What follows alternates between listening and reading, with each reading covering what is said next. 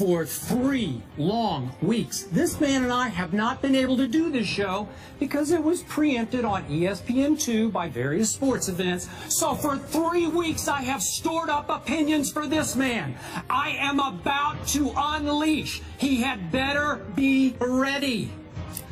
You're not supposed to make me laugh. Am I really supposed to be worried about you? Yes, you are. Here we go. It's now FOP, that's friend of the program, Jerry Ferrara.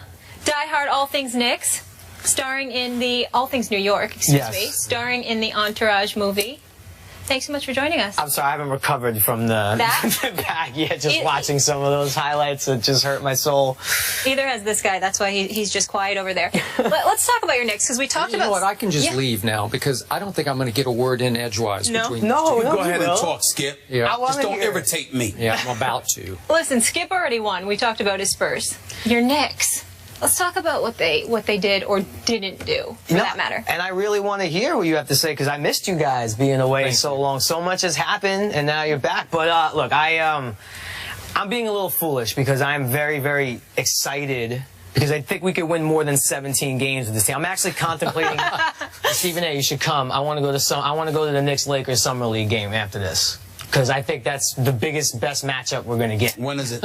2 p.m. today. 2 p.m. today? We go right from here. Got a private jet to go to Vegas? Well, maybe one of our friends who's watching, somebody reach out, give us a lift. Yeah, maybe. In and out, see D'Angelo versus Kristaps. I would do that. I'd do that if you had a private jet. He's won me over. He's won me over. He has? He has. At 7 feet 3 inches tall? Here's my issue with the pick, okay? If he turns out to be an 11-5 guy, which would be a very nice NBA career, I still think it's going to be a disappointment. There's so much hype now around him being Dirk, which is almost impossible to live up to that. I think if he has a solid career, it's still never going to be enough. And that's what concerns me the most. I love the Jerry and Grant move. We actually, and again, I'm getting caught up in the summer league stuff. It looks like my pickup game at times, but he looks good in the summer league. Go ahead, Skip. Well, Porzingis looks good in summer league.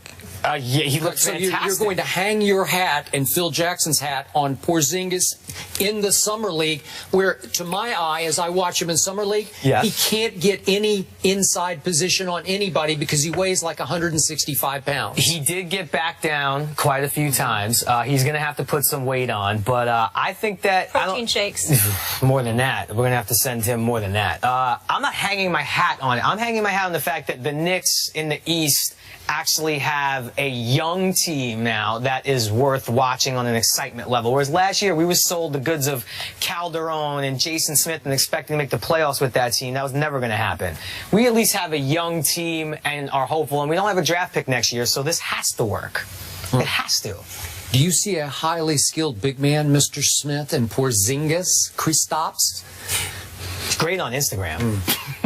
Is he? He's pretty good. I got to check that out. See, Skip's messing with me, man. Let me be fair. Let me be very clear, because when I went on SportsCenter, that was immediately after the draft. I remember. Came out of vacation. Usually, because ESPN, you know, they paid me, and if they call me, I'm going to come, whether I'm on vacation or not. This was different, because I called ESPN and told them, make room for me on tonight's SportsCenter, I'm coming on. It was immediately after the pick. And here's what really rakes my nerves. And it rakes my nerves to a point where it's hard for me to contain myself, but I'm going to try because I've exploded enough. It's not about Porzingis and his talent.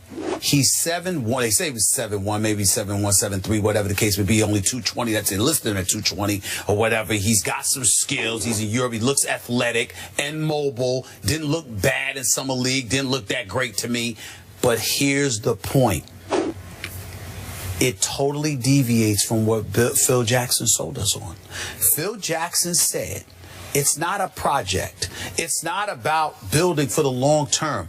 I'm sorry, and I'm not joking. I'm dead serious. I could do the job that Phil Jackson did last year. You tanked the season. You're so god-awful that you end up with a top 4 pick, and you pick presumably the best talent available at the number 4 slot. But you traded Tyson Chandler, who was approaching the last year of his contract, okay? You didn't have to let him go, all right? Ultimately, you traded J.R. Smith and Amon Shumpert before the trading deadline. And you kept them within the daggone conference, by the way, for 2 draft picks and 2 trade exceptions, all right? Not only did you do that, you tried to sell us on Jose Calderon, okay? We still haven't bought it. There's still an APB out for his game. All we say about, this is what we say about Jose Calderon. He's such a nice guy. I mean, what? That's the best you've got? And then on top of it all, you turn around and you sign Carmelo to $124 million. It's a rebuilding process. Now, had you told us that, do you know what we would have said to Phil? Go ahead and let Carmelo go. Or sign and trade him. Don't bother, because we don't need to watch Carmelo Anthony, one of the top 5 offensive players of this generation. We don't need to watch Carmelo Anthony lose night in and night out. Let him go somewhere else, get something quality for him in return, and build. And it would have been a reclamation project that we all would have accepted, because you know what? All right, you sold us on that. You told us. The problem is, Phil didn't tell us that. He said it's the Eastern Conference. We should be able to compete for playoffs. I just need to make these moves. And clearly, he lied. He hoodwinked us all. The man went on 3 road trips last year, ladies and gentlemen. 2 of them were to L.A. Clippers, Lakers. I'm sorry, doesn't he live out here? I do believe he lives out here. That doesn't count as a road trip. That counts as you going home. Other than that, you went to London. The man listen, when you got executives, watch these executives in this league. They're all over the place. They're at Summer League, they're at the games, they travel on the road. Not Phil Jackson. And if you're going to develop, I like Derek Fisher. You know how I feel about Derek Fisher. But if you're going to develop talent, don't you need to have somebody who's experienced as a coach in developing talent, as opposed to somebody who's never coached on any level in his life? Everything Phil Jackson has done, he has lied to us, and that's the issue. He didn't intentionally hoodwink you. He thought, I am Phil Jackson. I will set up shop in New York City. I will open my arms, and they will come. All the big free agents will come to New York because they'll want to serve me. So he didn't lie to us. No. He lied to himself. He deluded because he's so arrogant, himself. so he deluded himself. Yeah. Either way, he lied, damn it. Let's get technical, Miss Samantha. Right. You lied to yourself, you lied to us. It's all the same to me, because you didn't tell the truth. And in the end, here's what it comes down to. And I'm getting sick and tired of people who cover sports not picking up on this, especially when it comes to the NBA. When you are an executive and you don't recruit in free agency, you are not doing your job. True. Yeah, you can go and draft. We got scouts and player personnel directors for that. The executive is supposed to be the dude that sits there and says, this is what I'm building. Come here. And Phil Jackson clearly is. Robin Lopez. He's not bad. I like Aaron Aflalo. Listen, Robin Lopez is a role player. Aaron Aflalo can play. But listen, Aaron Aflalo, Robin Lopez, and Jerry and Grant. Williams. Listen, Jerry and Grant. Stop it. Jerry and Grant. Listen, Jerry and Grant. Jerry and Grant out of Notre Dame, is a really quality point guard. You don't need a point guard in the triangle. No. Just everywhere you turn, it's just awful. Just awful. There's a bigger problem now that's happening, too, is because clearly free agents want to go to winning teams, as Monroe proved. So if it's another 18-win season...